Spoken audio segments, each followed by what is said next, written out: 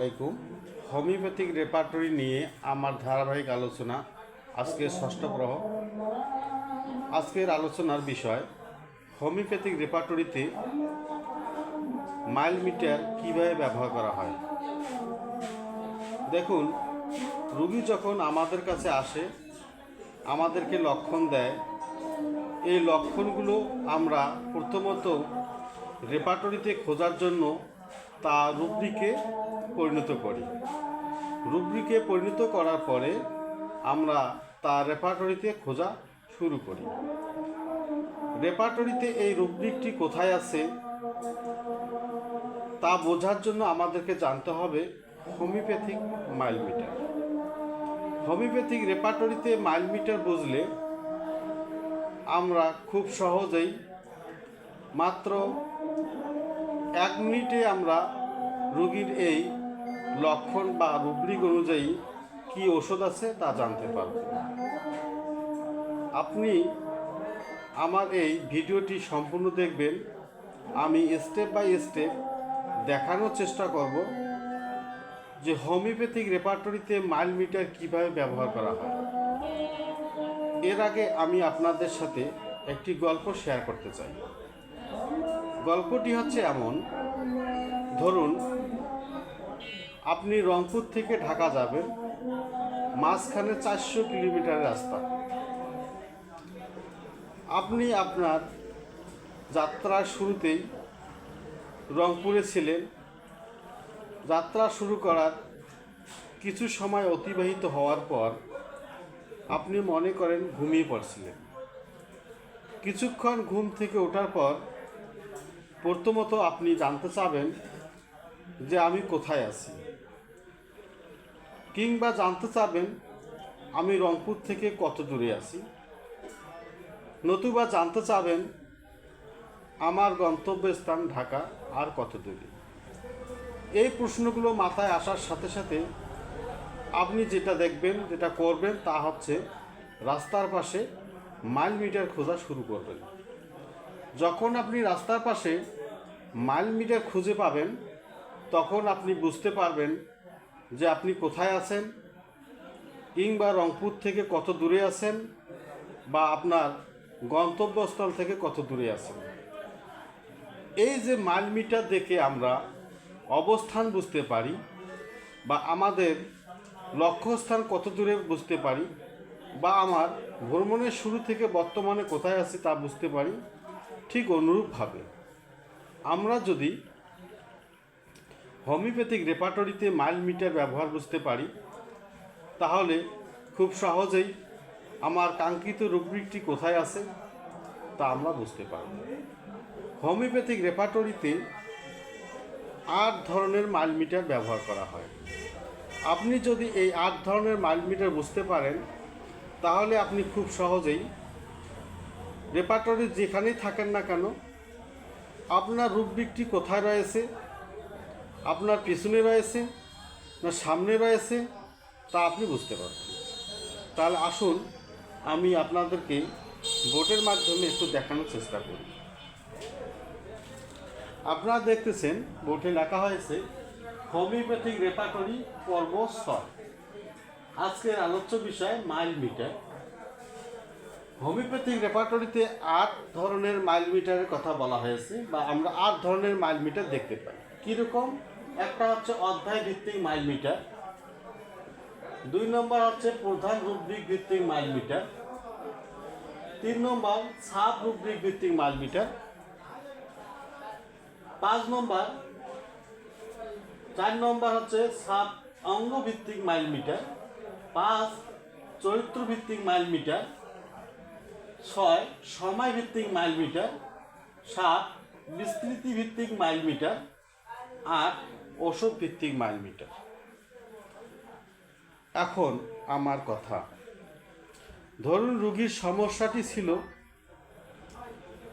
পেটে। এখন আপনি রোগীর সমস্যা পেটে, কিন্তু রেপার্টরির কোন অধ্যায়ে খুঁজবেন? আপনি যদি অধ্যায় ভিত্তিক মাইল মিটার বোঝেন তাহলে বুঝবেন যে আমাকে খুঁজতে হবে অ্যাবডোমিনে। আমাদের হোমিওপ্যাথিক রেপার্টরিতে অ্যাবডোমিন অধ্যায়ে পেট সম্পর্কিত লক্ষণগুলো বা রুব্রিকগুলো রয়েছে। তার জন্য আমরা জানবো অধ্যায় ভিত্তিক মাইল মিটার। এখন ধরুন আপনি রয়েছেন স্টোমাক অধ্যায়ে, তাহলে আপনি বুঝবেন যে স্টোমাকের পরের যে অধ্যায়টি তা হচ্ছে অ্যাবডোমিন। কিংবা ধরুন আপনি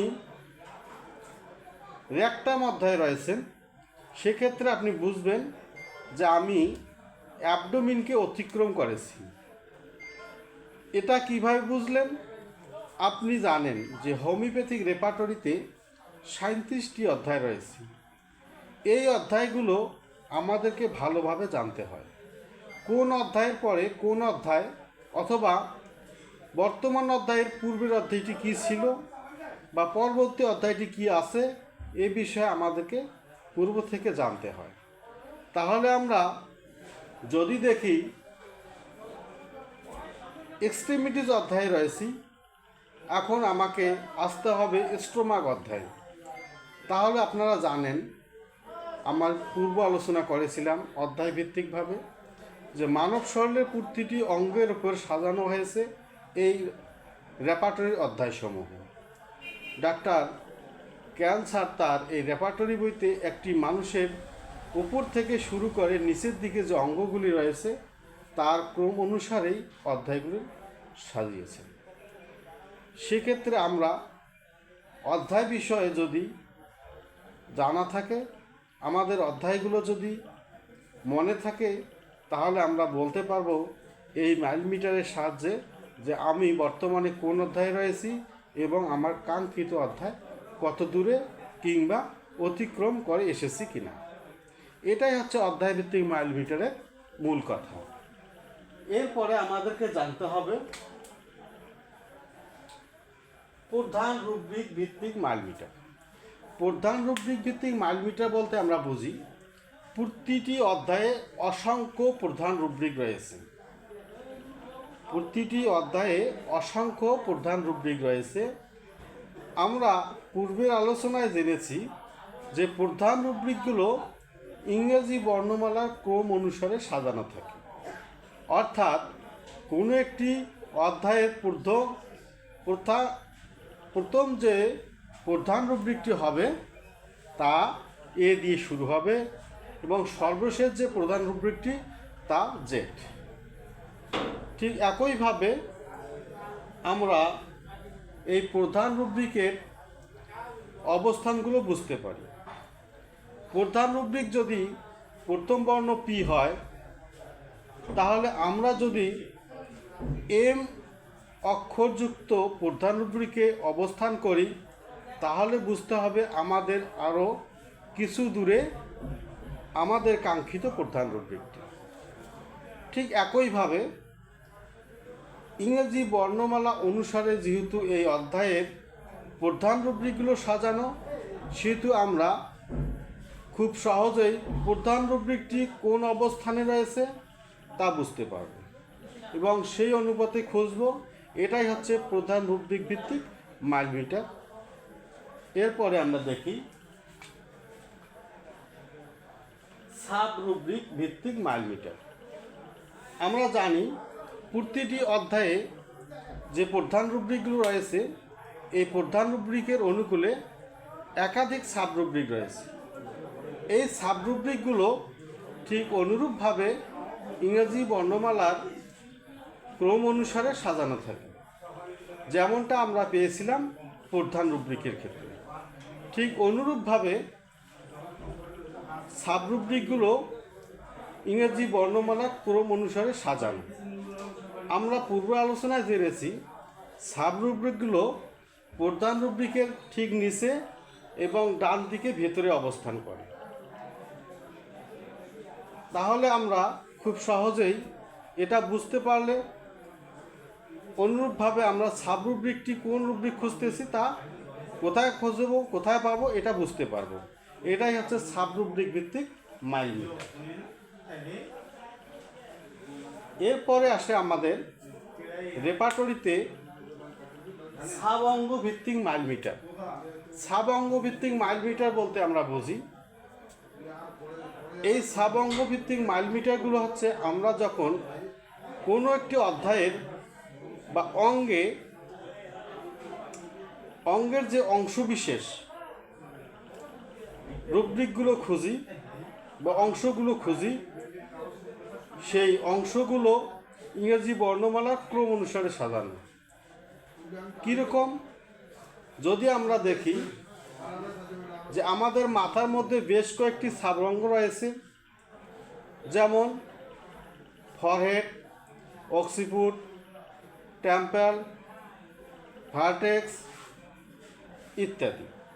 ঠিক এই সাবঙ্গগুলির প্রথম বর্ণ ইংরেজি বর্ণমালা ক্রম অনুসারে সাজানো থাকে, অর্থাৎ সাবঙ্গগুলো ঠিক ইংরেজি বর্ণমালার ক্রম অনুসারে সাজানো থাকে। আমরা যদি কখনো অক্সিপুট খুঁজতে চাই, তাহলে হেটের অক্সিপুট খুঁজতে গেলে অবশ্যই আমাদেরকে ও এর ঘরে খুঁজতে হবে। তাহলে আমরা এই সাবঙ্গটির বিষয়ে যে রুব্রিকগুলো রয়েছে বা ওষুধগুলো রয়েছে জানতে পারব। এটাই হচ্ছে সাবঙ্গ ভিত্তিক মাইল মিটার। এরপরে আমরা জানব চরিত্র ভিত্তিক মাইল মিটার। আলোচনার শুরুতেই অর্থাৎ পূর্বের আলোচনায় আমি করেছিলাম যে প্রতিটি রুব্রিকের দুইটা প্রধান দিক থাকে বা দুই ভাগে বিভক্ত। একটা হচ্ছে সাধারণ আর একটা হচ্ছে চরিত্রগত। এই সাধারণের অংশ একখানে থাকে এবং চরিত্রগত রুব্রিকগুলো একখানে থাকে বা চরিত্রগত লক্ষণগুলো একখানে থাকে। আমরা জানি যে কোনো প্রধান রুব্রিকের অনুকূলে যতগুলো সাব রুব্রিক থাকে বা লক্ষণ থাকে, এরা দুই ভাগে বিভক্ত। একটি হচ্ছে সাধারণ আর একটি হচ্ছে চরিত্রগত। সাধারণগুলো থাকে প্রথমের দিকে এবং চরিত্রগুলো থাকে শেষের দিকে। প্রথম অর্ধে থাকে সাধারণ এবং দ্বিতীয় অর্ধে থাকে চরিত্রগত। ঠিক আমরা যদি এটা বুঝতে পারি, তাহলে খুব সহজেই চরিত্রগত বা চরিত্রভিত্তিক মাইল মিটার ব্যবহারের মাধ্যমে আমরা রোগীর জন্য কাঙ্ক্ষিত রুব্রিক অনুসারী ওষুধ খুঁজে পাব। এরপরে আছে সময় ভিত্তিক মাইল মিটার। সময় ভিত্তিক মাইল মিটারটা এখানে ঠিক ইংরেজি বর্ণমালা ক্রম অনুসারে সাজানো থাকতেছে না। সময়ের শুরু অর্থাৎ সকাল থেকে সকাল পর্যন্ত, এর বিভিন্ন সময়, যেমন সকালে, দুপুরে, বিকালে, সন্ধ্যায়, রাত্রে, মধ্যরাত্রে, ভোররাত্রে, ঠিক এভাবে সময়ের ক্রম অনুযায়ী এই মাইল মিটার অনুযায়ী রেপার্টরিতে রুব্রিকগুলো অবস্থান করে। সময়ভিত্তিক মাইল মিটারের জন্য আমাদেরকে বেশ কিছু তথ্য জানতে হবে। পরবর্তী আলোচনায় আমি তা আলোচনা করব। এরপর হচ্ছে বিস্তৃতি ভিত্তিক মাইল মিটার। দেখা যাচ্ছে অনেক সময় যে রোগ লক্ষণে বলা হচ্ছে বা আমরা রুব্রিকে পাই এক অঙ্গ থেকে আর অঙ্গে ছড়ায়, একই অঙ্গের এক অংশ থেকে আর এক অংশে ছড়ায়। সেক্ষেত্রে আমরা এই মাইল মিটারের মাধ্যমে, বিস্তৃতি সম্পর্কিত মাইল মিটারের মাধ্যমে খুঁজে পাব যে আমরা অঙ্গভিত্তিকে এক অঙ্গ থেকে আর অঙ্গে ছড়ায় এই মাইল মিটারটি ব্যবহার করলে আমরা তা সহজে বের করতে পারব। এরপর হচ্ছে ওষুধ ভিত্তিক মাইল মিটার। হোমিওপ্যাথিক রেপার্টরিতে ওষুধ ভিত্তিক মাইল মিটার বলতে আমরা বুঝি যে ওষুধের মাইল মিটারটি হচ্ছে ইংরেজি বর্ণমালা ক্রম অনুসারে। এইখানেই প্রথমের দিকেই এ এবং শেষে জেড, অর্থাৎ যে ওষুধগুলি রয়েছে বা কোনো একটি রুব্রিকের অনুকূলে যতগুলো ওষুধ থাক তা ইংরেজি বর্ণমালা ক্রম অনুসারে সাজানো। প্রথমে এ, তারপর বির ঘরে, তারপর সির ঘরে মেডিসিন, তারপর ডির ঘরে মেডিসিন, এই একইভাবে মেডিসিনগুলো ইংরেজি বর্ণমালা ক্রম অনুসারে সাজানো। এটাই হচ্ছে আজকে আমার আলোচ্য বিষয়। আপনারা এতক্ষণ আমার সাথে থাকলেন, আমার এই কথাগুলো শুনলেন।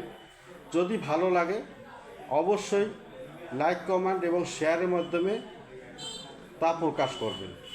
আপনাদের লাইক, কমেন্ট, শেয়ারের উপর ভিত্তি করে আমার পরবর্তী আলোচনার সিদ্ধান্ত। আগামী আলোচনা শোনার বা দেখার আহ্বান জানিয়ে আজকে বিদায় নিচ্ছি। আমি ডাক্তার মোহাম্মদ রেজাউল করিম, কিউর হোমিও হল, খালচা চাপানি, দিঘিরপাড় বাজার, ডিমনা নীলফামারী। ধন্যবাদ।